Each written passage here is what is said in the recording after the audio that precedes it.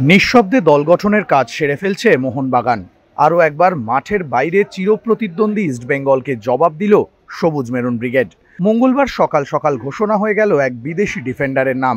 Australia এ লিগে খেলা defender Thomas অ্যালড্রেডকে সই করালো মোহনবাগান ম্যানেজমেন্ট।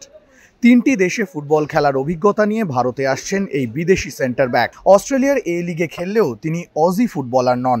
স্কটল্যান্ড এবং ইংল্যান্ডের দ্বৈত নাগরিকত্ব রয়েছে অ্যালড্রেডের। জন্ম ইংল্যান্ডে।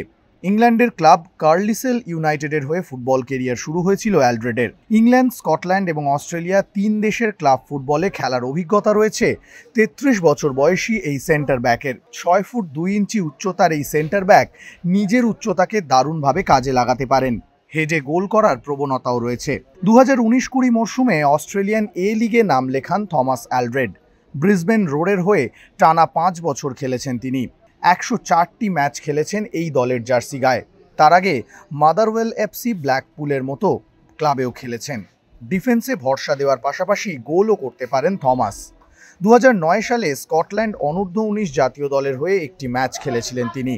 তারপর থেকে ক্লাব ফুটবলেই অধিক পরিচিতি অর্জন করেছেন থমাস অ্যালড্রেড। থমাস অ্যালড্রেডকে দলে নেওয়ার প্রসঙ্গে মোহনবাগানের হেড কোচ মলিনা বললেন, অ্যালড্রেডের অভিজ্ঞতা আমাদের দলের রক্ষণকে আরও শক্তিশালী করবে।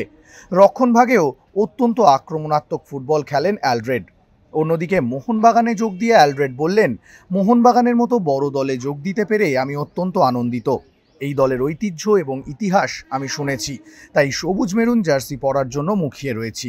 ইংল্যান্ড, স্কটল্যান্ড, অস্ট্রেলিয়ার পর এবার ভারতীয় ফুটবলে পা দিয়ে সবুজ মেরুন জার্সিতে অ্যালড্রেড নিজেকে কতটা মেলে ধরতে পারেন সেটাই এখন দেখার।